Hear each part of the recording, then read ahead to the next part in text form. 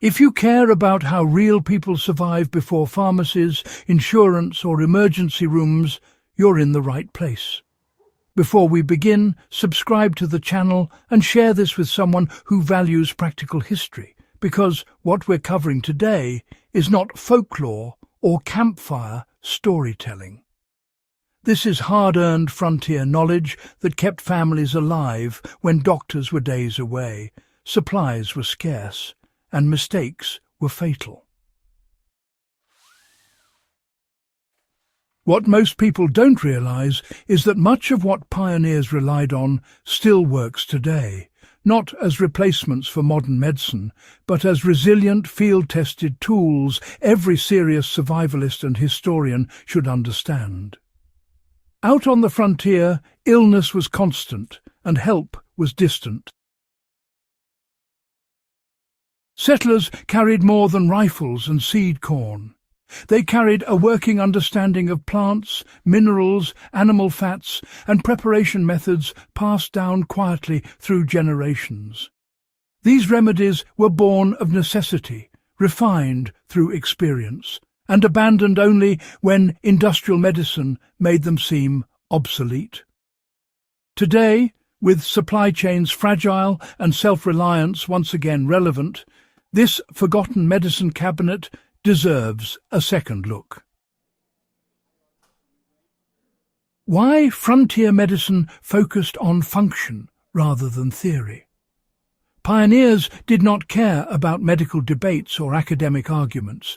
If something reduced fever, stopped bleeding, eased pain, or prevented infection, it was used. Remedies were judged solely by outcome. A failed treatment meant suffering or death, so ineffective ideas were discarded quickly. This ruthless practicality is why many frontier remedies align surprisingly well with modern pharmacology, even if the pioneers lacked the language to explain why they worked. Their approach also emphasized layered treatment. Illness was rarely treated with a single remedy. A fever might involve cooling measures, hydration herbal teas, and rest combined. Wounds were cleaned, sealed, and protected. Digestive issues were treated by adjusting diet first, then introducing plant-based aids. How willow bark became the frontier's painkiller and fever reducer. Long before aspirin was synthesized, pioneers relied on willow bark.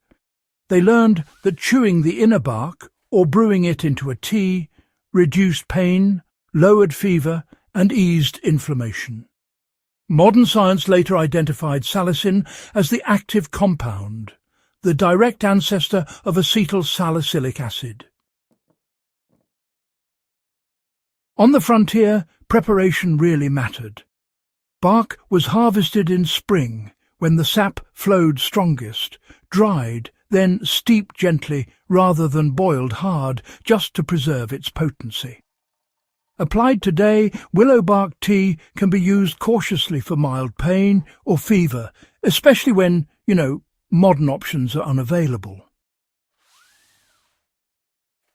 Dosage mattered then, and, well, it still does. Pioneers learned through bitter experience that more was definitely not better. This wasn't just casual experimentation, it was disciplined observation across decades.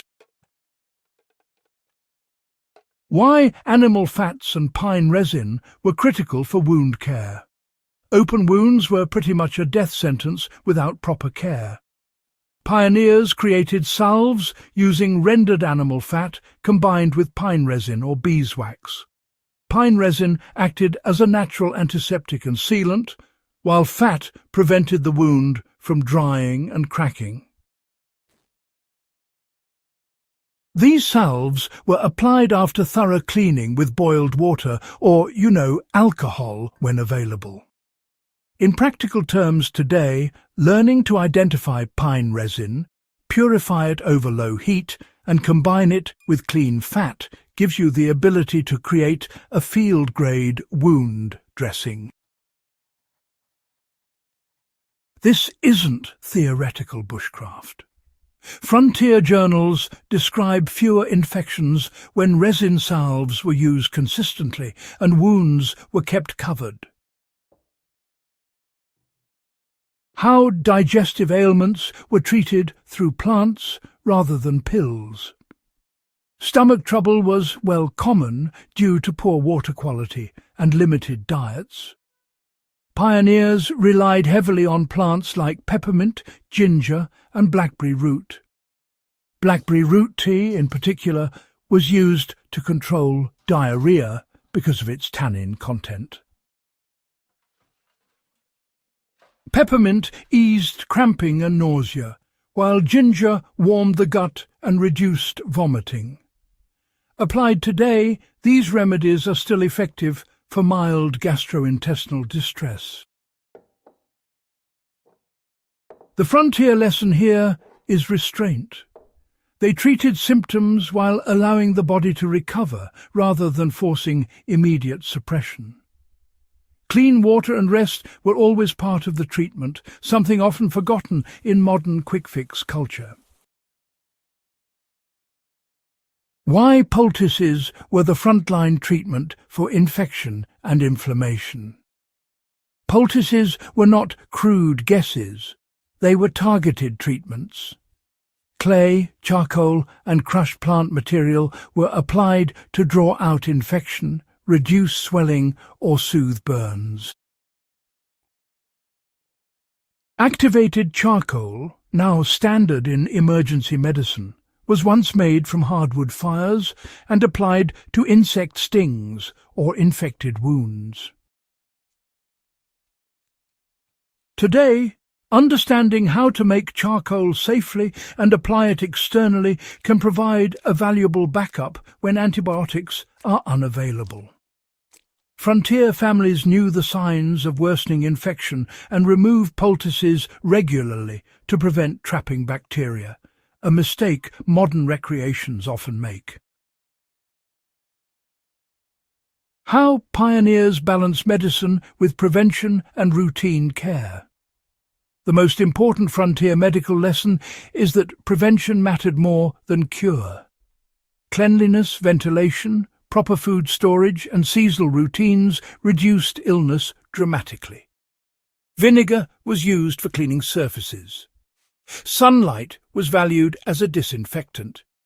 Clothing was dried thoroughly to prevent skin infections. These habits saved more lives than any single remedy.